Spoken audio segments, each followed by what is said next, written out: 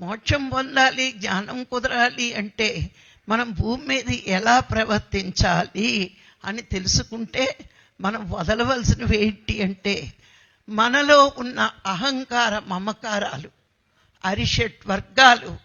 ఇవి ఎందుకు వదలాలి అంటే ఈ అరిషట్ వర్గాల వల్ల, అహంకార మమకారాల వల్లే మనం పాపకర్మలు చేస్తున్నాం.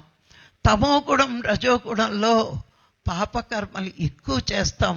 సాత్వికంలోకి వచ్చాక సత్యానికి దగ్గరయ్యి సత్యానికి చేరువవ్వాలనే కోరికతో ఈ కర్మలు ఎలా పోవాలి అని ఎప్పుడూ ఆలోచిస్తూ ఉంటాం.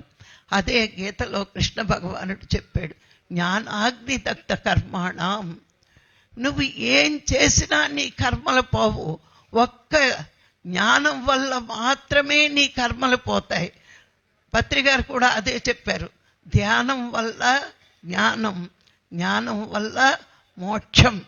మరి ఆనాటి కృష్ణ భగవానుడు ఏం చెప్పాడో నేటి పత్రిజీ కూడా ధ్యానం వల్ల జ్ఞానం, జ్ఞానం వల్ల మోక్షం అని చెప్పాడు. కానీ మిగతావన్నీ పుణ్యకర్మలే.